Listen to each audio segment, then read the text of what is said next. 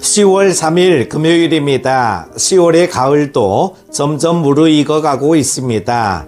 우리 신앙도 아름다운 열매를 맺어가시기를 축복합니다. 오늘 함께 묵상할 말씀은요, 로마서 12장 15절에서 21절입니다. 즐거워하는 자들과 함께 즐거워하고 우는 자들과 함께 울라.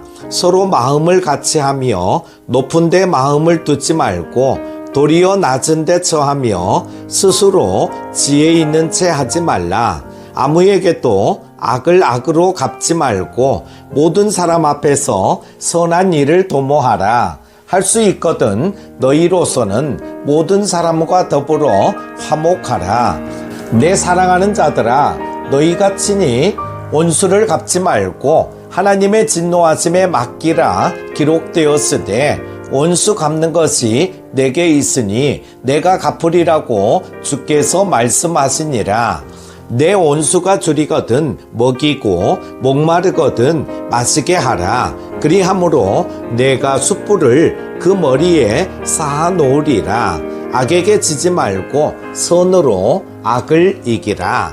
아멘. 사랑하는 큐티 가족 여러분, 가을은 열매의 계절입니다. 봄에 씨를 뿌리고 여름 내내 햇볕과 비를 견디며 자란 나무들이 마침내 열매를 맺는 계절입니다. 우리의 신앙도 이와 같습니다. 처음 예수를 믿을 때는 어린아이와 같고 때로는 미숙하여 감정에 흔들리기도 합니다. 그러나 시간이 지나고 말씀 안에서 훈련받고 기도하며 하나님의 사랑을 배우면 성숙한 열매를 맺게 됩니다. 오늘 바울 사도는 로마 교인들에게 그 신앙의 열매가 무엇인지 가르쳐주고 있습니다. 바로 공감과 겸손, 그리고 악을 선으로 이기는 삶입니다. 오늘 본문은 매우 실제적입니다. 교회 안에서, 가정 안에서, 세상 속에서 우리가 어떻게 살아야 할지 구체적인 지침을 줍니다. 오늘 말씀을 통하여 우리의 삶이 가을의 열매처럼 아름답게 익어가기를 간절히 소망합니다. 첫 번째로 함께 기뻐하고 함께 우는 사랑의 공동체입니다. 즐거워하는 자들과 함께 즐거워하고 우는 자들과 함께 울라는 말씀은 신앙 공동체가 어떤 모습이어야 하는지 잘 보여줍니다. 세상은 경쟁과 질투로 가득하지만 그리스도의 공동체는 공감의 사랑으로 세워져야 합니다. 누군가의 성공을 축하할 때 시기하지 않고 진심으로 함께 기뻐하는 것, 누군가가 아플 때, 실패했을 때, 눈물을 흘릴 때 곁에 앉아 함께 울어주는 것, 이것이 바로 성숙한 신앙의 열매입니다. 예수님은 마르다와 마리아의 오빠 나사로가 죽었을 때 그들의 슬픔을 보시고 함께 우셨습니다. 우리도 예수님처럼 이웃의 아픔에 울고 기쁨에 함께 춤출 수 있어야 합니다. 사랑하는 여러분, 오늘 우리의 삶은 어떤가요? 다른 사람의 기쁨을 진심으로 축하합니까? 아니면 비교하며 마음이 무거워집니까? 누군가의 아픔 앞에서 외면하거나 조언만 하려 들지 않았나요? 오늘 이 말씀은 우리를 다시 공동체의 사랑으로 부르십니다. 두 번째는 낮은 데 마음을 두고 겸손히 살아가라는 것입니다. 서로 마음을 같이 하며 높은 데 마음을 두지 말고 도리어 낮은 데 처하며 스스로 지혜 있는 채 하지 말라는 말씀은 겸손을 강조합니다. 인간은 본능적으로 높아지려 하고 인정받기를 원합니다. 그러나 그리스도인은 예수님처럼 낮아져야 합니다. 빌립보서 2장 5절에서 8절에 바울은 예수님이 하나님의 본체이시나 자기를 비워 종의 형체를 가지시고 죽기까지 복종하셨다고 말합니다. 겸손은 단순히 자기 비하가 아니라 다른 사람을 존중하며 자신을 과시하지 않는 태도입니다. 교회 안에서, 직장에서, 가정에서 우리가 겸손을 잃을 때 갈등이 생깁니다. 스스로 지혜롭다고 여길 때 다른 사람의 조언을 무시하게 되고 결국 교만이 관계를 무너뜨립니다. 사랑하는 여러분, 오늘도 주님은 우리가 낮은 자리에서 섬기길 원하십니다. 우리가 먼저 낮아질 때 하나님의 은혜가 흘러가고 관계가 회복됩니다. 세 번째로 악을 악으로 갚지 말고 선으로 대응하라는 것입니다.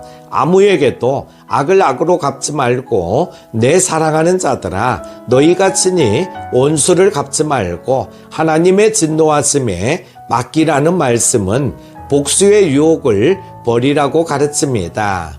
우리는 누군가에게 상처를 받으면 본능적으로 되갚고 싶어집니다. 그러나 주님은 우리에게 복수를 내려놓고 하나님의 공의에 맡기라고 명하십니다. 원수 갚는 것이 내게 있으니 내가 갚으리라라고 하나님은 말씀하십니다. 우리가 직접 갚지 않아도 하나님의 정의는 반드시 이루어집니다. 오히려 주님은 내 원수가 줄이거든 먹이고 목마르거든 마시게 하라고 명령하십니다. 이것은 원수를 부끄럽게 하거나 복수하기 위한 것이 아니라 하나님의 선함으로 악을 깨트리는 방법입니다. 우리가 용서할 때 마음이 약해지는 것이 아닙니다. 오히려 가장 강한 사랑을 실천하는 것입니다. 예수님께서 십자가 위에서 아버지 저들을 사하여 주옵소서 자기들이 하는 것을 알지 못함이니이다 라고 기도하신 것처럼 우리도 주님 안에서 용서와 선으로 응답해야 합니다. 네 번째는 악에게 지지 말고 선으로 악을 이기라는 것입니다. 마지막으로 바울은 악에게 지지 말고 선으로 악을 이기라고 선언합니다. 세상은 악으로 가득 차 있습니다. 미움과 거짓, 폭력이 넘치는 시대 속에서 우리를 지탱하는 힘은 하나님의 선입니다. 선은 결코 약하지 않습니다. 예수님은 십자가라는 가장 선한 사랑으로 악의 권세를 깨뜨리셨습니다. 우리도 오늘 삶의 자리에서 작은 선으로 악을 이길 수 있습니다. 미워하는 마음 대신에 축복을, 욕설 대신 격려를, 무시 대신 경성을 선택할 때 악은 힘을 잃습니다. 어두운 곳에 한 줄기 빛을 켜면 어둠이 물러나는 것처럼 선은 악을 몰아내는 능력을 가지고 있습니다. 사랑하는 큐티 가족 여러분, 가을이 익어가듯 우리의 신앙도 익어가야 합니다. 기뻐하는 자와 함께 기뻐하고 우는 자와 함께 울어주는 공감의 사랑을 맺으시기 바랍니다. 높아지려는 마음을 버리고 겸손히 낮은 자리를 선택하시기 바랍니다. 악을 악으로 갚으려는 유혹을 내려놓고 하나님께 맡기며 선으로 대응하시기 바랍니다. 그리고 무엇보다 선으로 악을 이기는 승리를 경험하시기 바랍니다. 이러한 삶이 바로 예수님을 닮은 성숙한 신앙인의 모습이며 하나님께서 기뻐하시는 가을의 아름다운 열매입니다. 기도합니다. 사랑의 하나님 아버지, 오늘도 우리를 말씀 앞에 세워주심을 감사합니다. 가을의 풍성한 열매처럼 우리 신앙도 익어가게 하옵소서. 기뻐하는 자와 함께 기뻐하고 우는 자와 함께 울 줄 아는 사랑의 사람 되게 하옵소서. 교만을 버리고 겸손히 낮아져 주님의 섬김을 본받게 하소서. 악을 악으로 갚지 않고 하나님의 정의를 신뢰하며 선으로 악을 이기는 삶을 살게 하옵소서. 오늘 하루 우리의 입술과 손과 발이 선을 향하게 하시고 그 선을 통해 하나님의 나라가 확장되게 하옵소서. 예수 그리스도 이름으로 기도드립니다. 아멘.